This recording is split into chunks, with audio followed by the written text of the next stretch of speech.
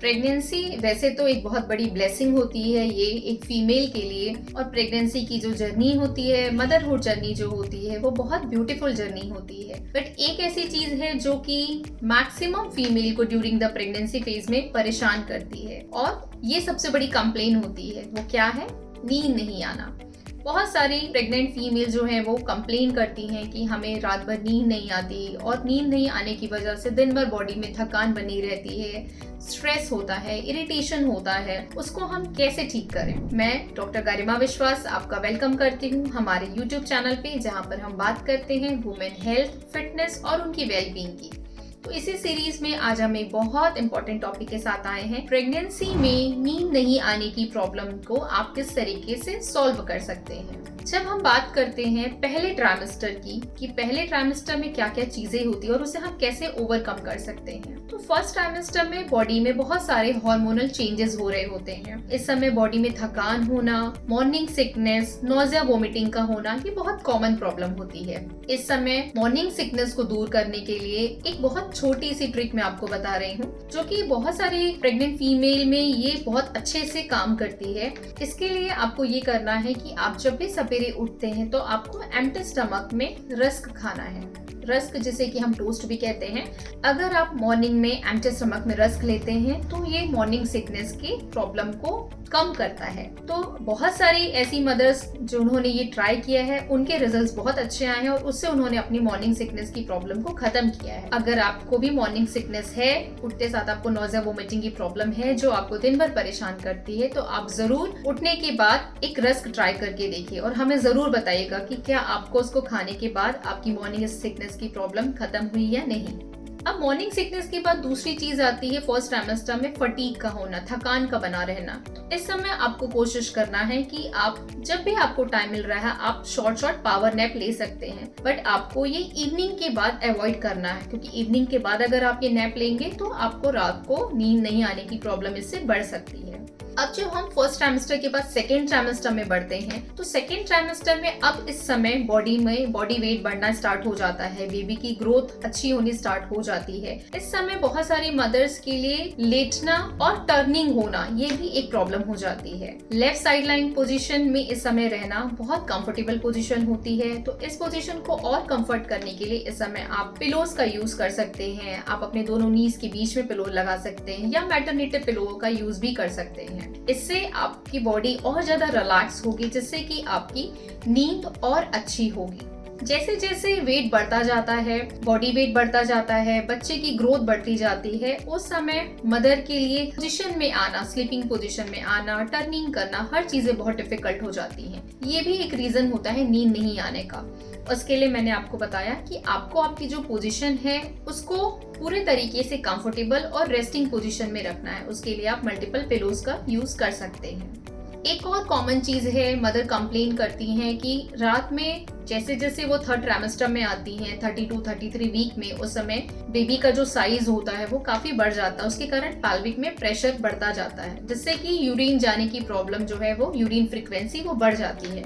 ये भी एक रीजन होता है नींद नहीं आने का, कि बार बार रात को वॉशरूम जाने के लिए उठना पड़ता है। तो इसके लिए आपको ये करना है कि आपको इवनिंग के बाद आपको अपना वाटर इनटेक जो है वो कम करना है। बट इसका मतलब ये नहीं है, इस समय बहुत सारी फीमेल्स ही मिस्टेक करती हैं, क्योंकि उनकी यूरिन फ्रीक्वेंसी बढ़ जाती है तो वो वाटर इनटेक कम कर देती हैं। बल्कि आपको यहाँ पर ध्यान रखना है कि हाइड्रेशन बहुत इंपॉर्टेंट है। आपको दिन में 10 से 12 ग्लास मिनिमम पानी पीना है। बट यहाँ पर मैं आपको ये कह रही हूँ कि आपको इवनिंग के बाद अपना पानी का अमाउंट जो है वो कम करना है। बट इसका मतलब ये नहीं है कि हम बिल्कुल दिन भर में पानी ना पिए। आप जो भी पानी का हमें 10 से 12 ग्लास पानी पीना, आप उसे मॉर्निंग से लेके इवनिंग तक उस अमाउंट को फुलफिल करिए, और इवनिंग के बाद पानी का इंटेक जो है वो कम करिए। तो इस तरीके से बार बार यूरिन के लिए जो जाना पड़ता है, जिसकी वजह से नींद खराब होती है, उसे भी हम प्रिवेंट कर सकते हैं। और इस समय नींद नहीं, जिन मदर को नींद नहीं आती है, उनके लिए एक बहुत सिंपल चीज मैं आपको बता रही हूँ कि रात को सोने के पहले आपको एक बेड टाइम रूटीन बनाना है। पहला तो आपको अपनी रात को सोने जाने का टाइम डेली फिक्स रखना है। ऐसा नहीं कि आज आप 10 बजे सो रहे हैं, कल आप 11 बजे सो रहे हैं।